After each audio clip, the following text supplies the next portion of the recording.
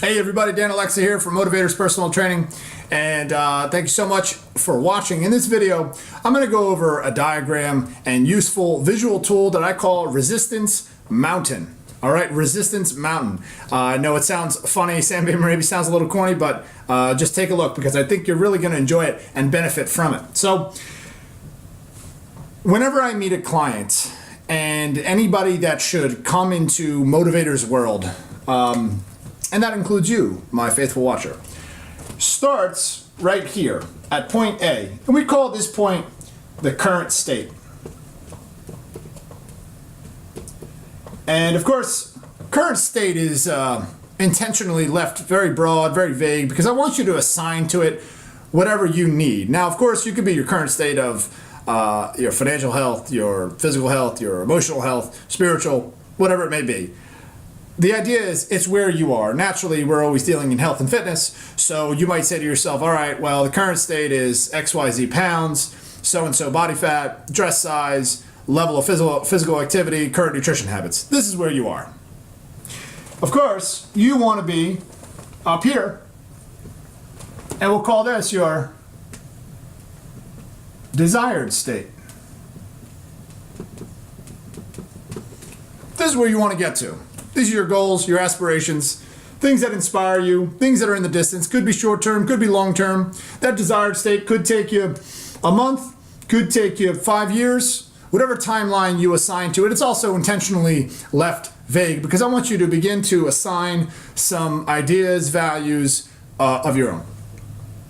Of course, the distance between your current state and your desired state, this gap, is riddled with obstacles and challenges. Of course, it has to be riddled with obstacles and challenges, lest there would be no gap. You would just go from your current state and without delay get to your desired state, whatever it is that you want. So those obstacles, those challenges that stand in the way from where you are to where you want to be, I call resistance. Right? It's the degree of pushback that is separating you from where you want to be. Now suppose for a moment, whoopsie, I forgot to label my diagram. Most important part. This is Resistance Mountain. And now you know where it got its name. Now suppose you were scaling a real mountain.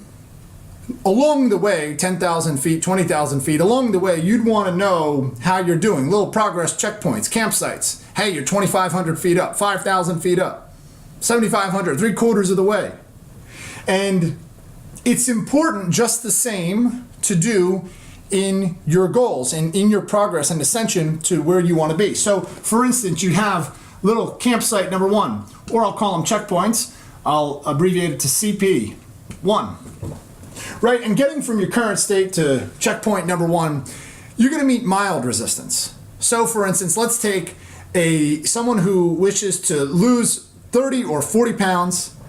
And their first checkpoint, they say to themselves, I really need to get into a consistent exercise routine and be eating better from Monday through Friday. All right, so the resistance they'll encounter is they need to get a gym membership, build out the fitness habit, get on some sort of program, acquire the foods, the cooking skills, and also convince their family that they're going to be eating differently. There's no small amount of resistance in there, but it's mild at that point. I mean, that's some low-grade stuff. It's going to have to be done if she's going to start from where she is to where she wants to be, is losing 40 pounds. Those habits have to be acquired eventually. Now, the point to understand is that to get to checkpoint 2 is the idea is that the same things that get you from here to there won't necessarily get you from here to there. Right? There are different things you're going to need to learn, different areas of growth, different challenges you're going to encounter, obstacles you're going to have to navigate as you grow and ascend. And the same goes for checkpoint number 3. And if there's a 4, a 5, and a 6. So the big idea is that perhaps this is not even the right model, and perhaps a resistance mountain looks like this, more appropriately, whereby the grade to get to checkpoint 1 is kind of low, and then it gets a little steeper as you climb. Right, and that's absolutely the case. And I think that's kind of the tie-in, and one of the big ideas that I want to impart on you is that I don't really care where you start your fitness journey. If you are a rank novice, amateur, high-level athlete, everyone is on their own unique path and their own trajectory and has something that they want and are working towards. But the idea is that you're going to encounter no small amount of resistance, adversity, and challenge. And to not think of that as a deviation from your path, but very much a part of it, right? If you didn't have that adversity, and if those challenges were never presented to you, there'd be no way of knowing and discovering if you're serious enough about your goals, right? Because those that give up at low level resistance, low threshold resistance, look, the fact is, those people will never make it. You're never going to make it if along your fitness journey you say to yourself, oh, well, I don't have, my clothes are dirty and in the wash, so clearly I can't go to the gym. Oh, well, it's raining outside, so I can't go to the gym, right? That's a resistance and some challenge.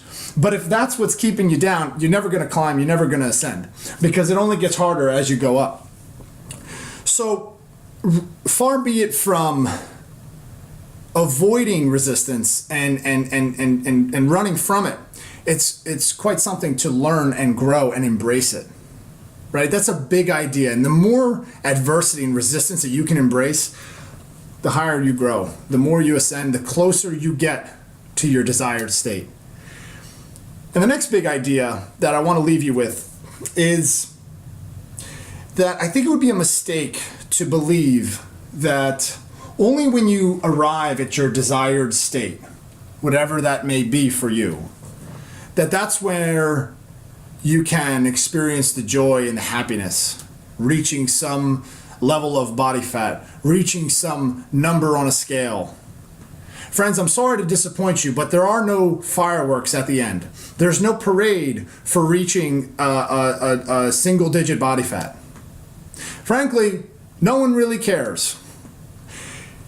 I think as much as it sounds like a cliche, an oft-used phrase, verging on the point of uninspiring platitude, it remains the case that the joy is in the journey.